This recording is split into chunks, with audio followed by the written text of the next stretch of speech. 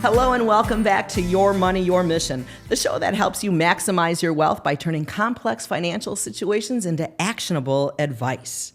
Powered by Johnson Financial Group. Let's go to today's caller. Hi, Kelly. This is Courtney. The market has been so tough since the pandemic, I find myself at a loss, figuratively and literally. It seems like there's no place to hide. My fiance says I'm overly emotional when it comes to investing. I do want to make good choices, but how do you do that in the face of almost daily news about something that will affect the market negatively?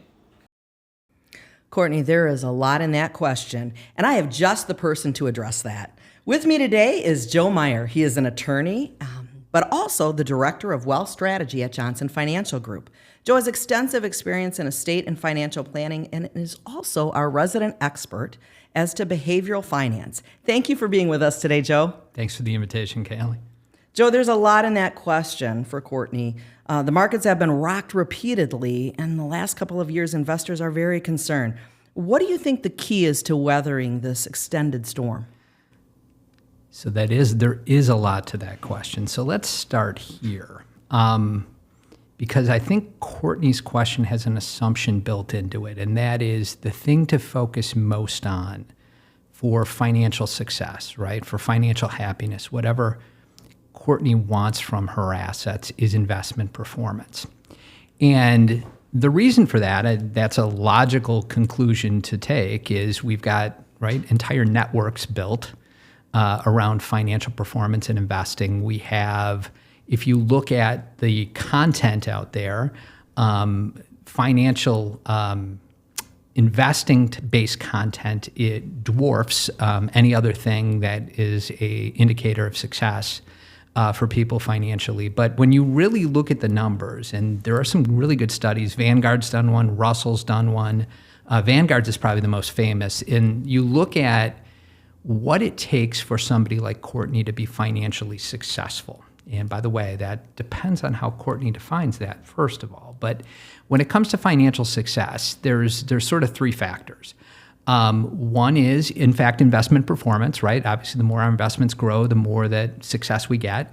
The second is tax minimization. The more money that we get to keep and reinvest and use for ourselves, the less it goes to the government, the better success we have. And then finally, there are behaviors, things that we do around investing. So if you look at those three components, and again, you go back to what would the media tell us is the most important based on the amount of content, it's not close. There's 10 times the amount of media, right? TV shows, blogs, podcasts, whatever, articles on how you invest your money, how you get the maximum performance versus tax minimization. But tax minimization is at least, and again, this is always dependent on who we're talking about, but at least 2 to 3 times more important when it comes to economic success. Then you look at tax minimization versus behavior. There is twice as much information about tax minimization, so 20 times as much information about investment performance as there is about behavior. But behavior dwarfs either of the other ones. And again, that's sort of surprising at first, and then you think about it, right? Think about all the situations we've heard of where we have really good investment choice, really good planning, really good tax minimization, but we have the wrong mistake, made at the wrong time, right? We have the wrong sort of situation, fear. We give into fear at the wrong time. We all know, Kelly, you and I definitely know, given what we do, right? The name of the game is to buy low, sell high. But, right, what they do is, given fear, they do the opposite, right? They buy high and sell low. Either they give into fear or greed, whichever one's sort of driving their emotional situation at the time. And that's what's going to get in the way of financial success, right? So, again, I would tell Courtney that when she worries about being overly emotional, I think she is engaging in normal behavior. I think here's where Courtney has an advantage, is she recognizes it, right? She recognizes that she has some emotions that could cause her to make some mistakes. And she, by the fact of sending in the question, she's asking for help. So I think Courtney is probably better off than her fiance is, honestly, that she at least recognizes the things that could get in the way of her success, and she's asking for help to get through them. So, Joe, she talks about her fiance saying she's being a little overly emotional.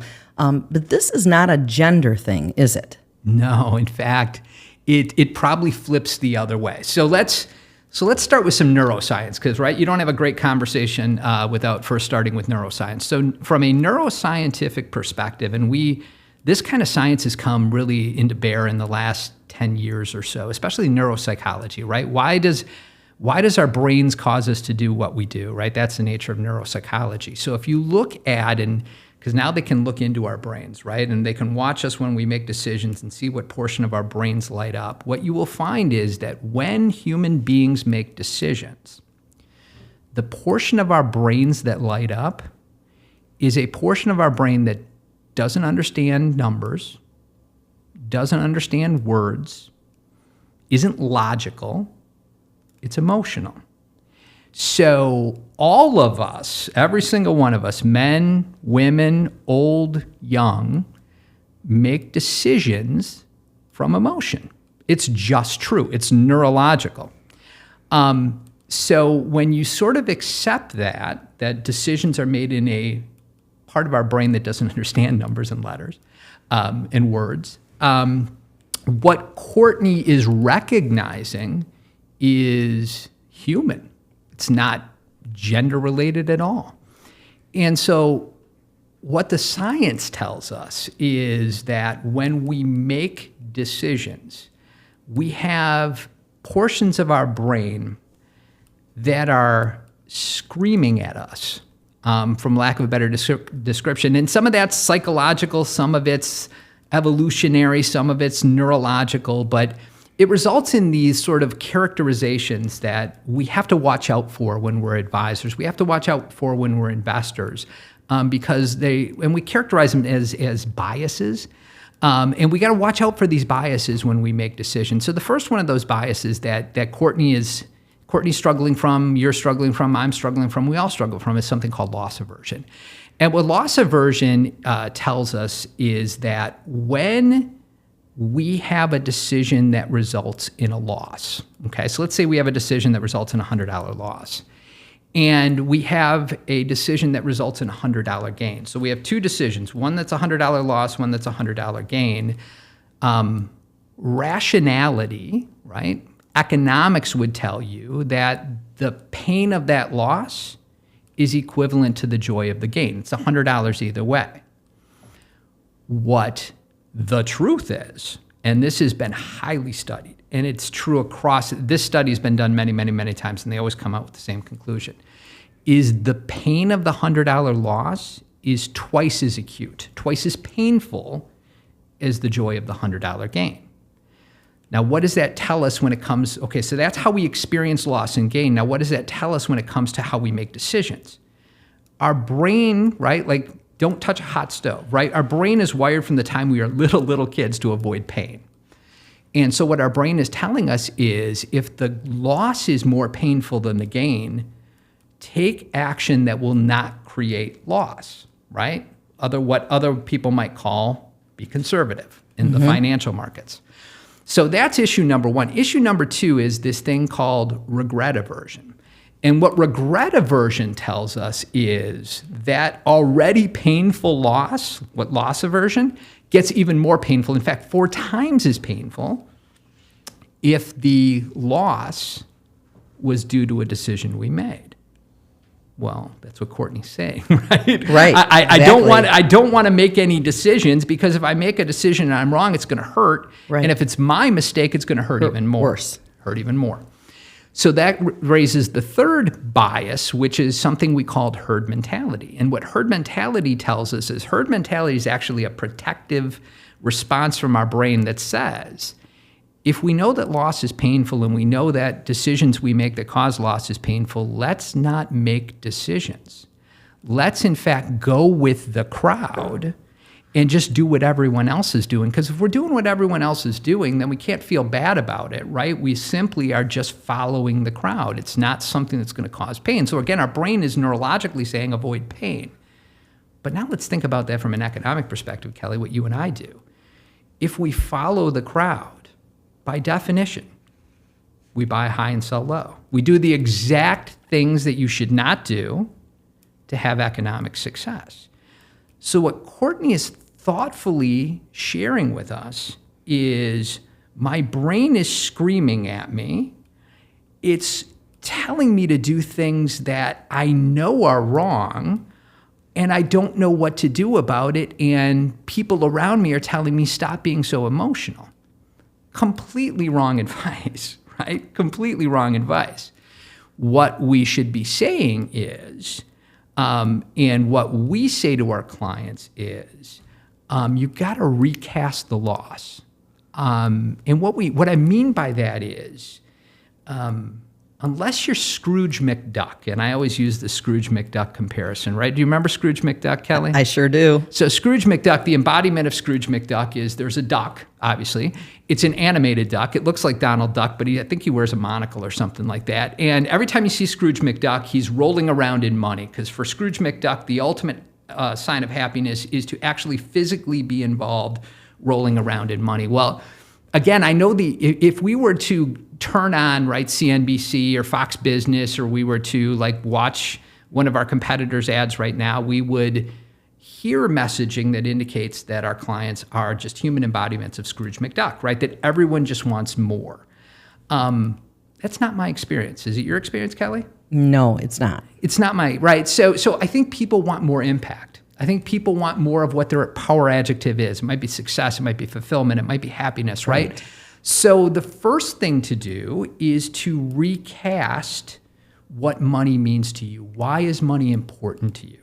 So if we figure out, first of all, why money is important to me, and then we build a strategy to use investment performance, tax minimization, and behaviors to get there, right? Commonly called a financial plan. I tend to call it a financial strategy, right? That's what it really is, right? How do I get from here to there? But if we recast why money's important to us and build a financial strategy around that, and now the markets are going all cattywampus, like Courtney's describing, what Courtney should do is she should sit down with her advisor and say, I'm scared. I'm worried. My brain is telling me to move to something more conservative because I can't emotionally take this loss. And that gives the advisor an opportunity to say to Courtney, well, let's run some numbers. And if we run some numbers and we run some plans and we move your allocation, if you would, to something that you feel more comfortable with, less scared about, what's actually going to happen is we are going to position your strategy so that before maybe it had an 80% chance of success, now it's got a 40% chance of success. And so the loss, right, is not a temporary loss in value of assets that you're not going to sell anyway, so does it really matter? Versus an actual loss that we're going to lock in, which is going to cause you to lose all of these things that you care about, whether that's retirement at 62, sending your kids to wherever they want to go, creating a legacy in your assets. So again, the remedy to emotionally driven behavior that all of us, right, suffer from, because we're all neurologically came from the same place, the same evolution, is to make sure that you don't look at money the way Scrooge McDuck would. You look at the money with the way that human beings are, and that is, what does it translate to important things in life like impact and fulfillment and success and happiness. So that emotion, that behavior, that's not going to go away. We're still going to feel those things, right? Right. But what should someone be thinking about in terms of their advisor? Who's the best advisor to help us navigate that emotion? Right. So your question had an assumption that I totally agree with, and that is we need help. The best of us can't fight our brain, right? Think about, and the way to think about this, Kelly, think about the thing that scares you in life the most, right? Just visualize it. When you're in that situation, maybe it's spiders, maybe it's snakes, maybe it's bridges, maybe it's heights. And when you're there, right? If you're scared of heights and you're up in the plane and you're getting ready to jump, there is no way, right? You can't tell your brain to be rational. That's just not possible. Our brains are more powerful than we are when it comes to things about fear. And this is, at the end of the day, this is about fear. So the only way we can get through it is to have help. And so with these financial decisions, because we're talking about financial decisions right now, you do need a financial advisor. You need that help. But you need a particular kind of financial advisor. And I always say what you want is a financial advisor that combines three things. The first is a biographer, which is sort of a weird thing to talk about when it comes to being a financial advisor, right? Why would I need a biographer? But if you think about the best biographies you've read, there's some what in it. What did this person do? But there's probably, if we counted sentences, there's even more why. Right. What was the person thinking? What was the motivation? Why did this person make decisions? Because the reason you're reading it is you knew what happened. It's historical. What you want to know is, what was this person thinking? What were they motivated by? What mattered to them?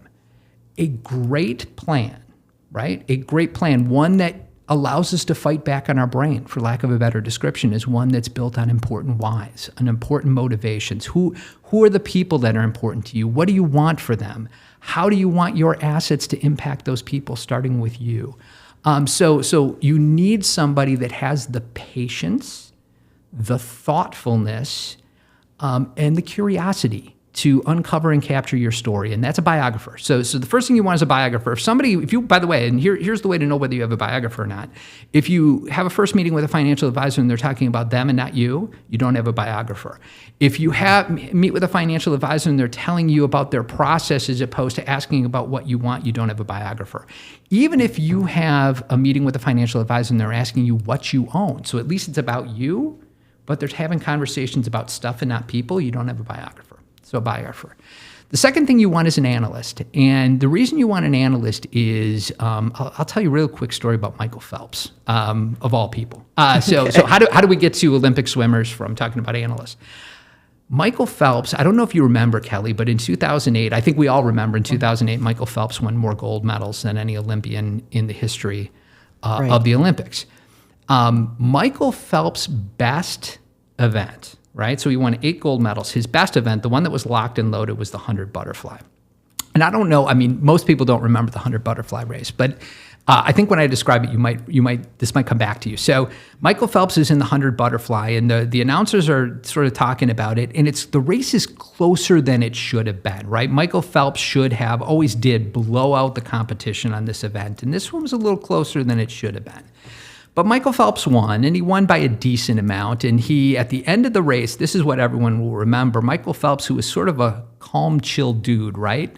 Gets out of the pool, comes out of the pool and starts slamming on the water, takes off his goggles and throws them, okay? Which was un-Phelpsian behavior. And so the announcers were like, well, what went on? Maybe he was just excited, maybe he was off, maybe he had cramps. So they end up interviewing him. NBC's interviewing him at the side of the pool, and he said, well, here's what happened. I was 50 meters into the race and my goggles filled with water. And so I swam the last 50 meters totally blind. And so NBC makes this big deal out of it. And the next day he's on one of the shows, maybe Good Morning America, and they're talking about it, and because this sort of gets some buzz. And Michael Phelps says, well, the reason I could do it is I'd done that race many times before.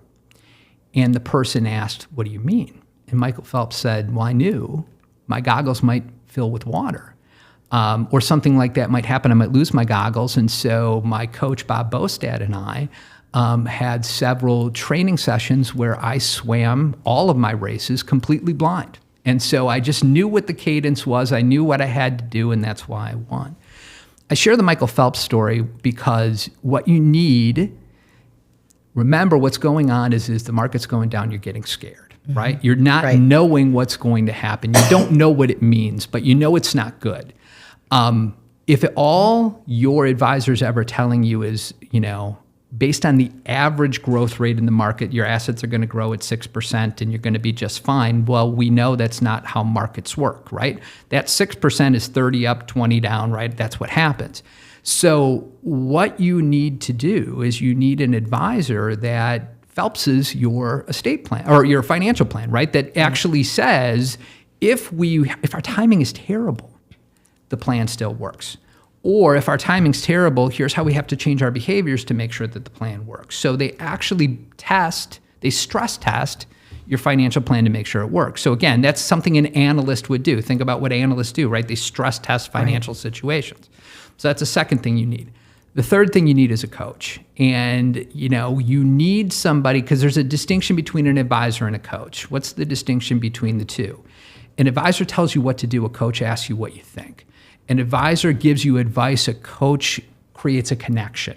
A coach motivates you to do what needs to get done. A coach respects you as opposed to talking at you, right? So again, what you need is somebody who doesn't say, right, like I think it was Courtney's fiance, stop being so emotional. And by the way, like we could pull up, I bet you right now, if we got on Google, it would take us 10 minutes, we could pull up 40 articles that say don't give into emotion, right? Don't be emotional.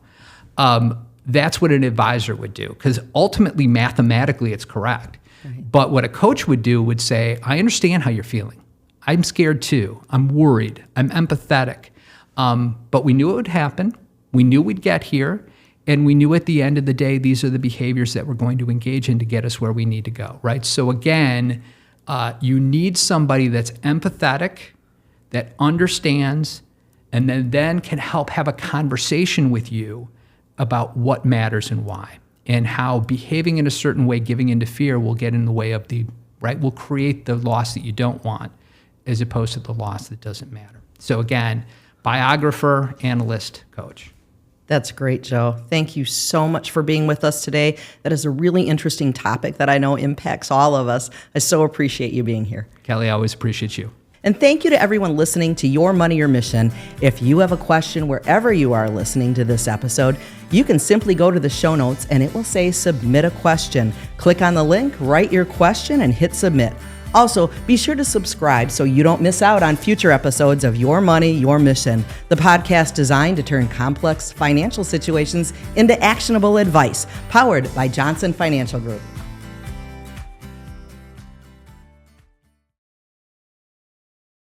Products and services offered by these Johnson Financial Group companies: Johnson Bank and Johnson Wealth, Inc. Wealth management services are provided through Johnson Bank and Johnson Wealth, Inc., Johnson Financial Group companies. Additional information about Johnson Wealth, Inc., a registered investment advisor, and its investment advisor representatives is available at adviserinfo.sec.gov. Not FDIC insured, no bank guarantee, may lose value.